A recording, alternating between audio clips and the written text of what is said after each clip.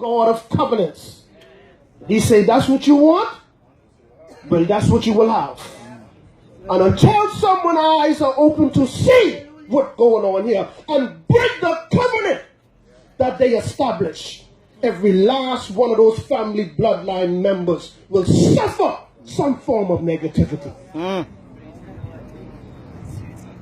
So the demonic altar that Grammy and great Grammy, because see, back then, they weren't as advanced as we are today. So a lot of them had what they call mother's milk. That's what they call, right? So what would they do?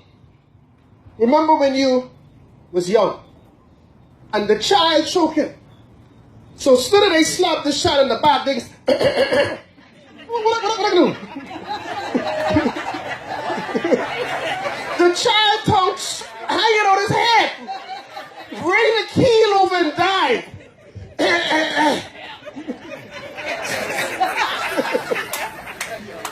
To this day, 46 years later, I try to figure out what does that mean. Aside from that, but see, I'm trying to take you somewhere. Aside from that, right? You having the hiccups, almost choking. Somebody tear off a brown piece of pie, stick it right here. What is this? I have a hiccup.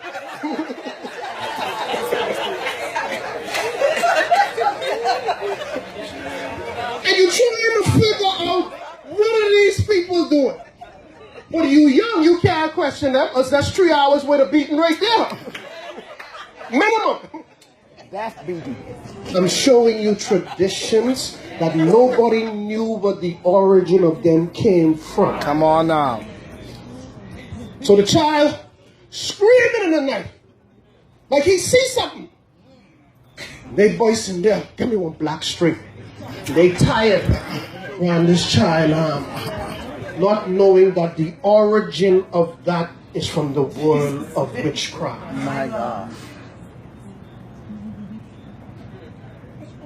So pastor, bishop, the child now have a paraphernalia of the kingdom of darkness that is opening up the spiritual gate to possess this child. And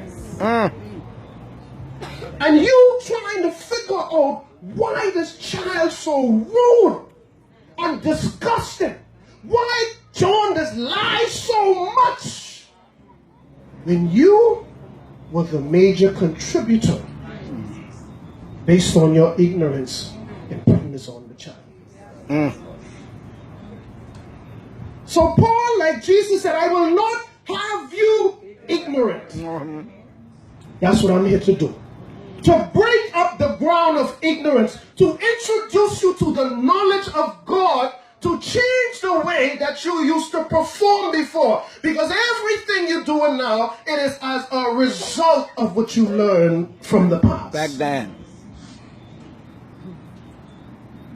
So coming back to the altar, there are ancestors, great-grandparents, and even some now, Bishop, that have their altars set up. And I explained to you last night that an altar is a place, it's a meeting place where we summon spirits. Now, mind you, there are good altars, and it's all throughout the Old Testament where Jacob or Abraham would set up an altar unto God and make a sacrifice. But in every altar, there is a summoning of a spirit. And once that spirit comes, the spirit remains in the family bloodline. Go a little deeper now, as we get into tonight's message. Many of you listening to me right now, someone in your family, they probably dead, been there. But for some reason, Satan has convinced them to stop the poverty or to get wealth or to be more successful. Establish an altar. The children ain't going nowhere. Establish an altar. And some people, Pastor Carol, went as far as doing the blood sacrifice. Jesus, Lord of mercy. When they got the altar, and they were told to bring either themselves or their children, and a chicken or a goat or something was cut and poured over them, while someone given incantations, not realizing that the spirit from that animal is going to be transformed to the lives of those family members, and every last one will have a mental problem.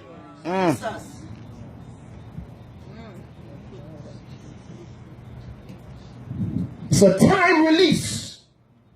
They will be doing excellent in school. And one day, Bishop, they just 180. They don't know up from down, left or right. Grinning when ain't nobody making no joke. And you're trying to figure out, Lord Jesus, what happened, Lord?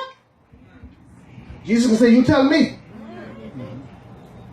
So the children now have the spirit of that chicken, the spirit of that goat, the spirit of whatever animal that they sacrifice. Now, how is this possible? Well, the scripture says in Leviticus 17, it says the life of the flesh is in the blood. My God. So they figure when they did this sacrifice for the exchange of wealth, they allowed the enemy to deceive them. Because, Bishop, at the altar, a sacrifice means I am giving up something that I love. I'm giving up something that I desire highly in exchange for something greater. What is the greater in this demonic sacrifice you're about to break off in your life? And by extension, your family. So the children now can't succeed. Everybody having a problem. Mommy against daddy, daddy against... Nobody is taking it back. See, there's secrets in the family. Nobody can volunteer and say, okay, I see why everybody dying. I went on half a pound over here 2 years ago. No, nobody's going to take that. Nobody's going to volunteer that information. Oh, the reason why everybody getting divorced is because I buried that down and Kingham Yard and do little dance over it. No one is going to admit that. Thus, my people perish because of a lack of knowledge. You don't know. So therefore, from what they did, the family line is now programmed to fail. I don't care how pretty you are. I don't care how educated. I don't care how much you say you love God. If you ain't deal with that evil covenant gonna deal with you. It's as simple as that. So I want you to turn with me to Exodus chapter 20 on verse 24. We want to see some characteristics of the altar. Amen when you have it. In Exodus chapter 20 and verse 24, this is God speaking to Moses. He says, an altar of earth thou shalt make unto me, and shalt sacrifice thereon thy burnt offerings, and thy peace offerings, thy sheep and thy oxen, in all places where I do what? Record my name. Now remember we're talking about the altar, right? Watch what he says next. I will come. Who is I? God, the Spirit. So you see, I wasn't lying to you. The altar invokes spirits and also blessings. Because he says, and I will come unto thee, and what will he do? So therefore, when an altar of God is erected, the purpose primarily of that altar is to now activate the law of manifestation. And what is this? When a human being agrees with a spirit via an altar, or whatever else they choose to do it, God says, I, spirit, will be to that altar, and I will dictate the events from there, and I will bless from this altar. So what do you think has happened to a demonic altar? But this is what they do not know who go to these people's house calling up spirits. See, they believe that, yeah, the Spirit is going to come and make me rich. The Spirit is going to come and heal me. There's no such thing. You are deceived. Wherever that pain was, whatever was in your body, all that witch doctor is doing is moving it from one place to the next.